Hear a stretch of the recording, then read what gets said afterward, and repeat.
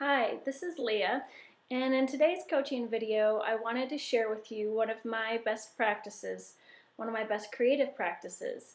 In my latest newsletter, I also shared another of my favorite and best creative techniques, and that consists of a little ritual where I say a prayer, whether at the beginning of a coaching session or starting a painting or writing.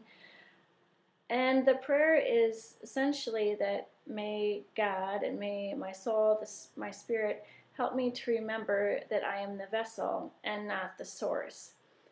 But I don't only rely on prayer. I also have done a lot of other work. And this is my painting studio, but throughout my studio I have volumes and volumes of journals, whether it be self-coaching or recording the coaching work that I've done with others, where what I've done is worked on aligning my mind, my thoughts, with that which wants to come through me, which I think is my highest calling. And one of my highest callings is to be an artist.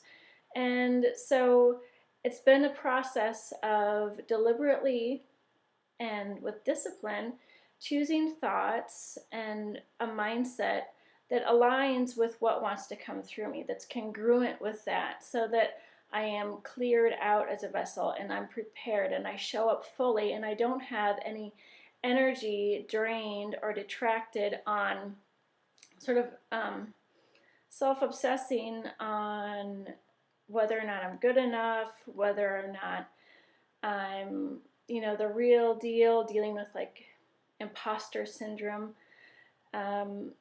thoughts and thinking about, what will other people think about this? All of those things just turn your energy away and are like blocks in that channel for what wants to come through.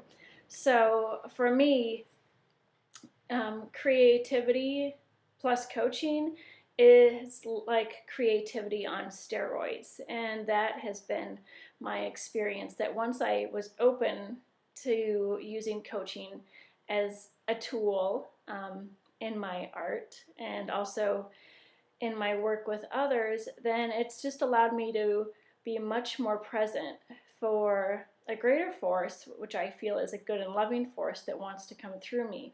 But again, in order to do that, I had to make sure that my thoughts were consistent and aligned with what wants to come through me. So I have to be a compassionate and loving vessel. And the way that this usually ends up working too is that whatever wants to come through you, if you can then make yourself aligned and a loving and compassionate channel, then your results are going to be loving and compassionate.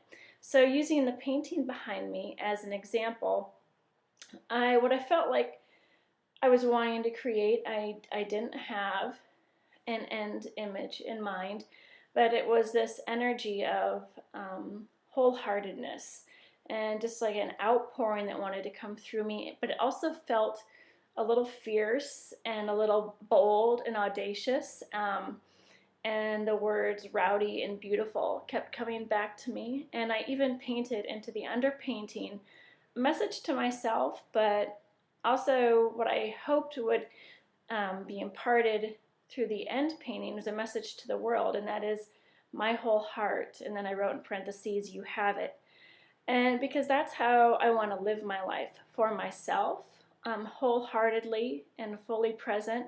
And that's what I want to also give to others, to show up wholeheartedly in my art, in my coaching practice, as a mother, as an entrepreneur who wants to leave the world a better place than she found it, and who wants to help others do the same. So I'm really passionate about helping others be creative in a way that becomes a spiritual process, so that you view all these opportunities not only to create a business or a work of art, which are all good and beautiful things, but also as an opportunity for a personal and a spiritual evolution.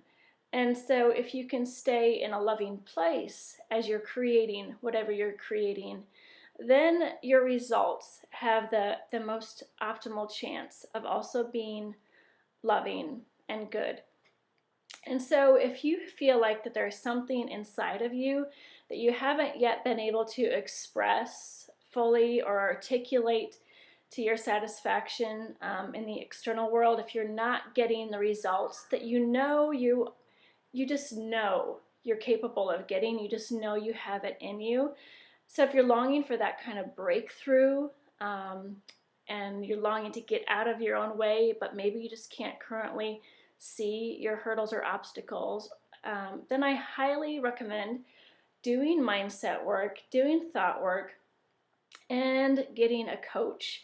Because once I was open to asking for help, really it was a catalyst for so many breakthroughs for me, and allowed me again to redirect my energy to creating instead of the draining negative thoughts, which not only has the result of better outcomes and better results for you and for the people that you're trying to support and serve, but it also puts you in a place of greater enjoyment of the process. And I think of that as like being in joy, immersed in joy when you're in the process and really loving what you're doing. Because the worst thing that can happen is if you just know that you have something that you are capable of and you would love to do, or that you feel like you love, like painting or writing or coaching, and then you find yourself dreading it or procrastinating or avoiding. So you can work around that and you can get past that. It doesn't have to be a constant struggle. So if you need a breakthrough, you want to love the process, or love the process again and find your way back to that purity, both of the experience and also connecting with something greater than yourself and being a vessel, and you're interested in what coaching can do for you, then I'd love to talk to you. My website has a lot of free resources, and I have a blog there, and soon we'll have an audio series. And I also love to coach on this topic, no matter what kind of artist you are, whatever your medium is, whether it's business, the visual arts, music, writing, motherhood.